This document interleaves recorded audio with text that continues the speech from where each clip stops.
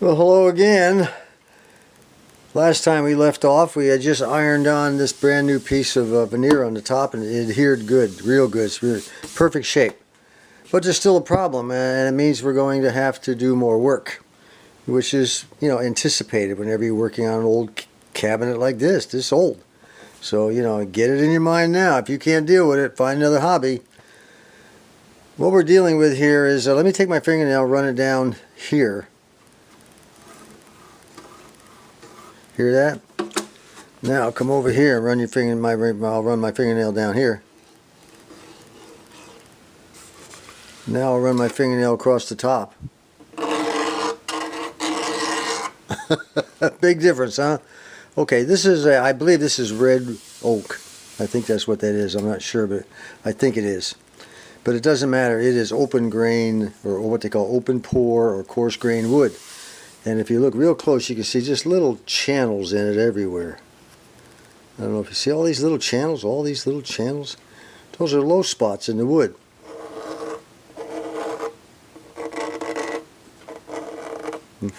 They've got to be filled. Well, what do you fill them with? Well, you fill them with Constantine's paste wood filler. That's actually what it was designed to be used for, was to fill wood grain.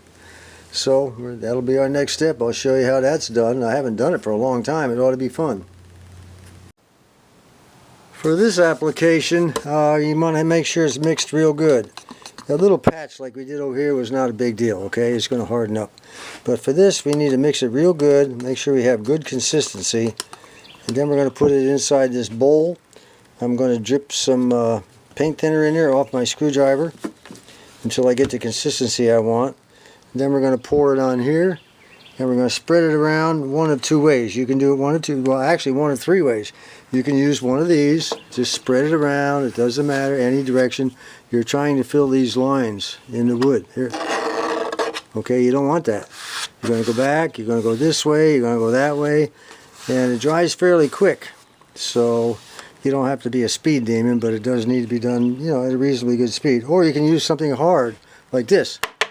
And this will work same way. Fill it in, do the same motion, back and forth, around, and that sort of thing. Or you can use an old credit card or an old gift card. They work real well. That's what I usually use, but I can't find it right now, so we're going to go probably with this. But before you do, you want to brush out those grooves and make sure there's nothing in them. You want them to be empty, because you want the filler to go in there, not the dust or dirt or whatever else. Get it out of there. A little bit of dust flying out all the time. You can see it from sanding. You don't even know it's there until you brush it, and there it is. Okay, let me go ahead and get it in this little bowl here. Add some paint thinner and get the consistency I need. Well, that's about what I want right there. I'm just going to take a spoon, put it up there on top. That's all. This is not rocket science, okay? We're just going to fill some lines in a piece of wood. We're going to have to do it twice, by the way, after it dries 24 hours. This oak has a tendency, when you go across and you wipe it dry after it dries, you spread it out, let it sit for a while, and then you wipe off the excess.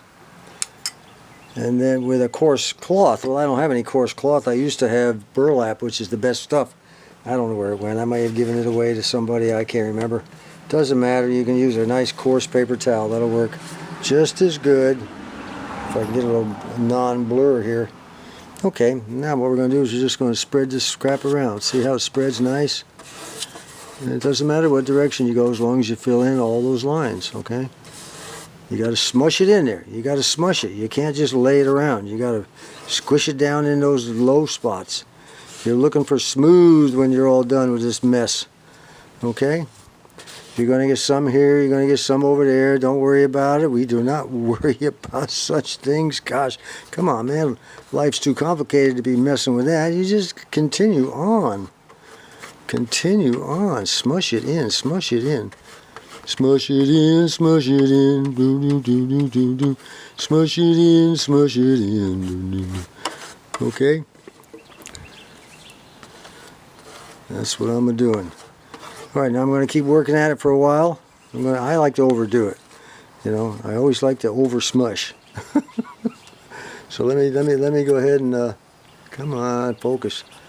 I don't know what's with this camera. I guess I get my hands too close to the sensor or something.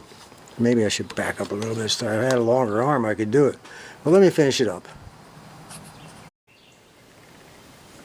I just went around the edges, picking up any of the excess that got over.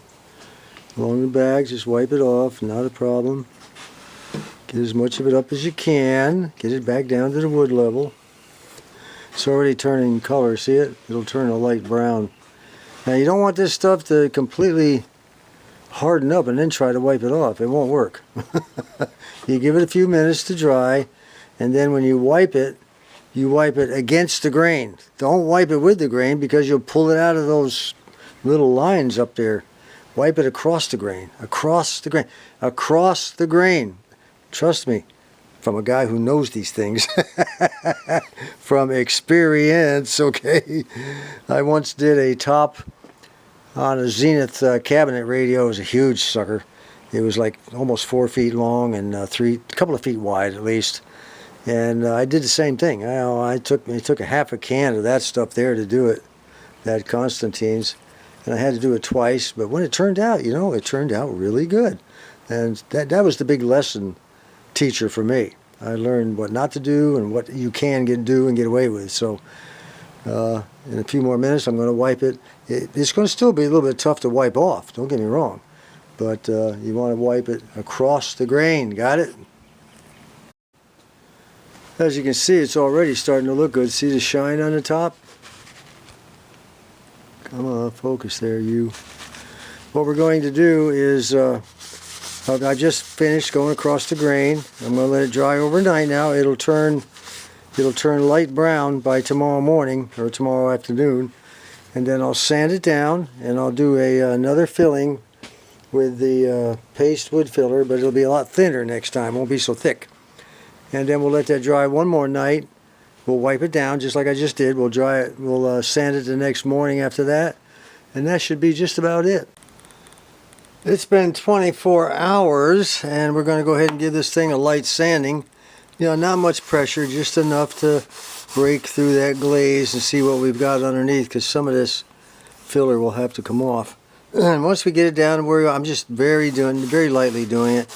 You don't want to go crazy on this. Remember, this thing is curved like this top is anyway, so you know it's going to be a little bit difficult to work with, but I'm going to take my time.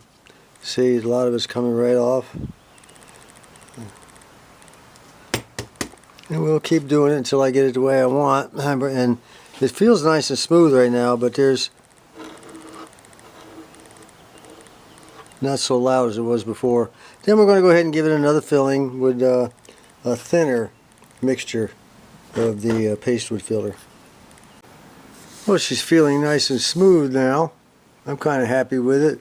Of course, the veneer is very, very thin, you know, just almost as thin as this. But you got to be real careful when you do your sanding. So let's mix up our next batch of filler and then knock it out. This mixture is a little thinner than it was the first time. You know, it's not exactly watery, but it's not exactly paste. It's kind of in the middle. That's what I want. That's how I've always done it. I'm sure there's different ways of doing it, but that's the way I plan to do it. So we're going to go ahead and put some back on the top and do another spread with, I think I'm going to try spreading it with this hard plastic this time. Got a nice sharp edge, you know. So let's see how she does.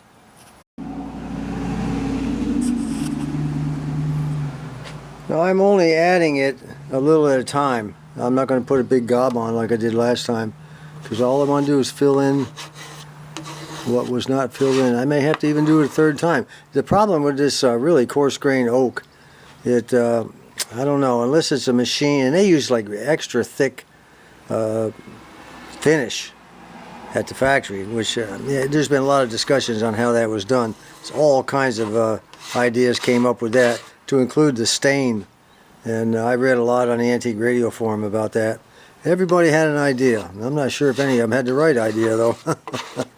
Let me finish doing this. I want to scrape it really in hard Okay, see where it's beginning to appear dull? That means it's beginning to dry. I'll give it a few more minutes. Maybe we'll have a few more dry spots. That's when we start wiping across the grain for the second time and get all the excess off. Well, she's drying up pretty good now. I'm getting that dullness. That's what you want, that dullness. Then you're going to go against the grain with coarse material. I don't have one, so I'm using coarse paper towels. That'll work just as good. Just go against the grain one more time, just like we did last time. And it should be fairly smooth after that. Once we get that done and it dries, we'll give it another very light sanding. And then, when we do the sealer and then the stain and then the toner on there, it'll smooth out real nice. A lot better than it was anyway. I've never been able to get a glassy finish, but I don't want a glassy finish. I want a satin finish with not too many of those grooves in it. It just doesn't look good, Even right here is really bothering me. I may give that a light sanding and stain it up. I don't know. But this here is great, and so is the sides. It's just along here. I think that's the that's the plywood. Anyway, one more thing for those of you who were watching my son John on his Appalachian trail hike.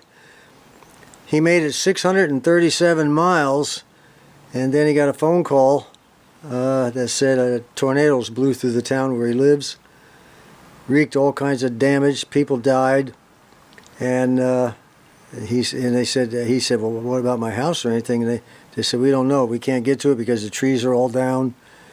They said, maybe you better come home and take a look at it, make sure your home's okay. So right about that time he got another call from his supervisors at the plant where he works. He's the engineer there, mechanical engineer for supervisors of the maintenance section. They called him up and said, John, the plant's sustained major damage. We need you back. We need your help.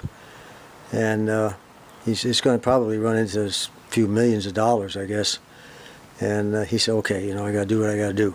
So he left the trail at 637 miles. He was doing pretty good. He was knocking out, he and a friend there that he met along the trail were knocking out 26 and 27 miles a day. That's a lot, That'd kill me on the first day. I'd be dead, okay? Anyway, he flew back from Roanoke. He's back home now. And his house did pretty good. Lots of trees knocked down all the way around the place. Just rooted them right up. Lots of heavy wind damage. And he has sustained some shingle damage to the roof. But he didn't get anywhere near what the people in town had. The people in town, their houses were destroyed. It's on the internet. Look it up. Just put down Rogers, Arkansas tornadoes. There was like 2 or 3 or 4 of them all hit at once or something. I didn't pick it up till after the fact. I was doing other things. I don't watch TV and all that. But he's gonna have to do as much as he can to help out. It's going to be quite a while. He said maybe he can get back to the trail next year. He'll have to wait and see. But right now, he's got other priorities. So that's what's going on. And until next time, this is John.